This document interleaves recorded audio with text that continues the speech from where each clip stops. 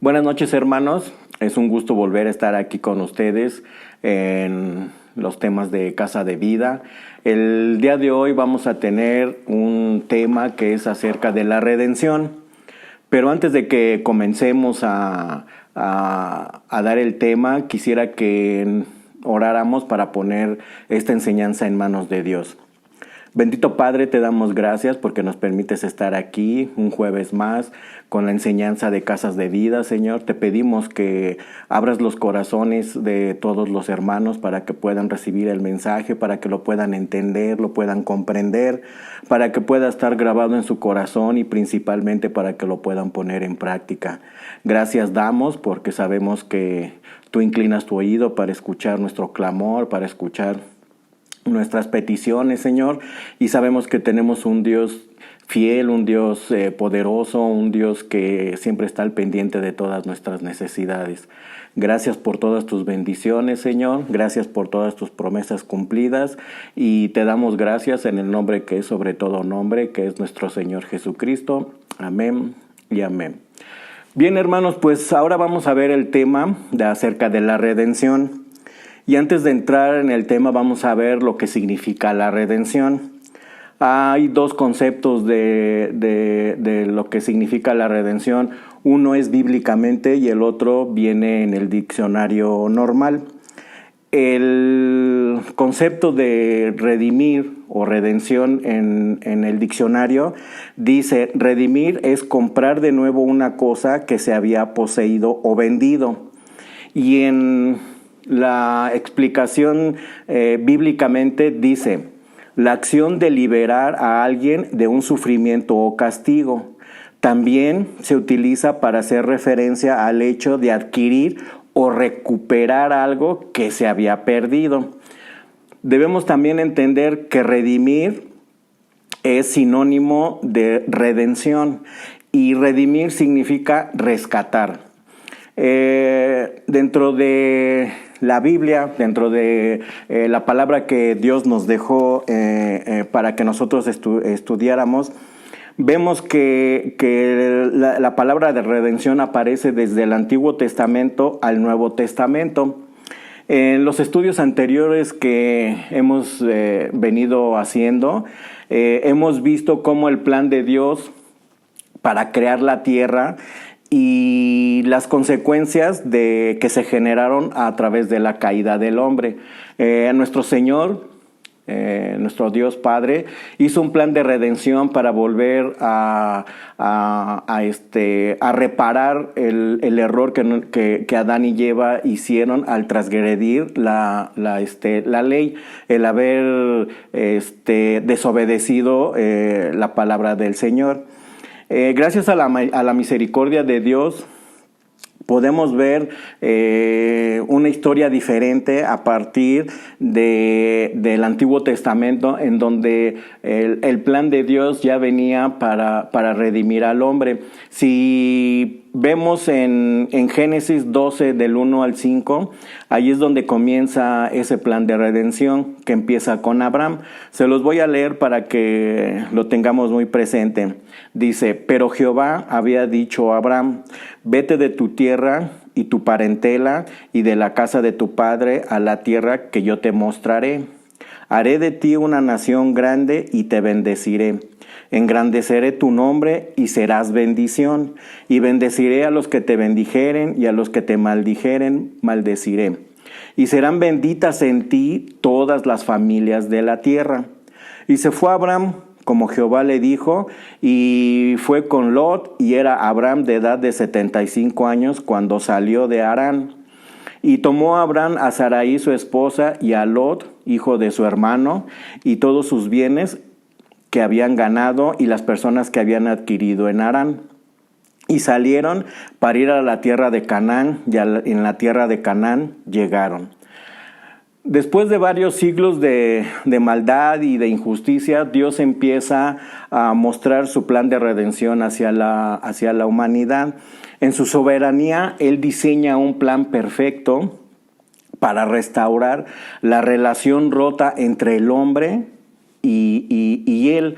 Esto lo hace a través de Abraham, y debemos de saber y de entender que Dios, pues Él llama a quien quiera para poder hacer su voluntad. En este caso, Abraham es el escogido de Dios para poder empezar a realizar ese plan de redención. Cuando Dios le pide a Abraham que saliera de su tierra y de su parentela, y que se fuera a la tierra que él estaba mencionando, debemos entender que Abraham empezó a obedecer. Él se salió de la tierra en la que habitaba, dejó sus raíces, dejó a sus parientes y se fue a hacer la voluntad de Dios. Pero él fue obediente. Ahí es donde empieza el hombre a entrar en obediencia con el Señor. Vemos que en el versículo 3 dice, serán benditas todas las familias de la tierra a través de Abraham. Entonces vemos cómo a lo largo de la Biblia y a través del pueblo de Israel, Dios empieza a restaurar al hombre a través de Abraham. Vemos también que en el Antiguo Testamento la imagen de la redención empieza a ser perfecta. Y a lo largo del Antiguo Testamento vemos que se menciona la redención en los pasajes, por ejemplo, de Génesis 22, del 1 al 18, en 2 de Samuel 7, del 12 al 16, en Isaías 53, del 7 al 10. Y durante un periodo de 400 años, Israel vivió en cautiverio. Recordemos que vivió en cautiverio en la ciudad de Egipto. Habían sido esclavizados por los egipcios y habían estado trabajando, habían estado en cautiverio. Y recordemos que la tierra de cautiverio significa tierra de pecado.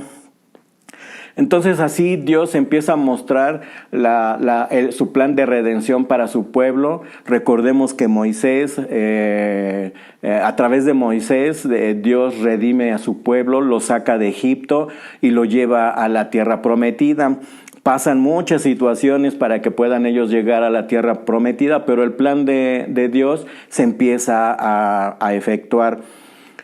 Recordemos también en Éxodo 12, del 1 al 11, es cuando Dios instaura la Pascua. Recordemos que la Pascua es el sacrificio de los animales, de los corderos, de los bueyes, de los cabritos, de los palominos, para la remisión de los pecados. Así como en Hebreos 9:22 dice: y casi todo es purificado según la ley con la sangre, y sin derramamiento de sangre no hay remisión. Ahí podemos ver cómo a través del derramamiento de sangre el pueblo de Israel podía expiar sus pecados ante la presencia de Dios, poniéndolos en sacrificio. También en Hebreos 9, en todo el capítulo, es un buen pasaje que nos resume cómo está escrito en el Antiguo Testamento el plan de redención, cómo simboliza Dios a través del pueblo de Israel. Otra parte también importante que vemos de la imagen del plan de redención en el Antiguo Testamento es cuando ellos construyen el tabernáculo. En el tabernáculo sabemos que era el lugar santísimo donde el sumo sacerdote entraba ante la presencia de Dios, y el tabernáculo estaba hecho con diferentes partes del tabernáculo para que pudieran entrar a la primera parte de él el pueblo que venía a redimir sus pecados, venía a hacer sus ofrendas, venía a hacer sus sacrificios. Ahí eran sacrificados los animales, los mejores, escogían los mejores animales para llevárselos a Jehová a ofrecerlos en sacrificio.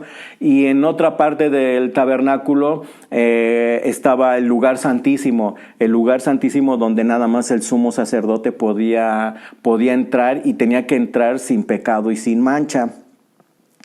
vemos cómo el cumplimiento de la redención se manifiesta en la venida de nuestro Señor Jesús por primera vez aquí a la tierra.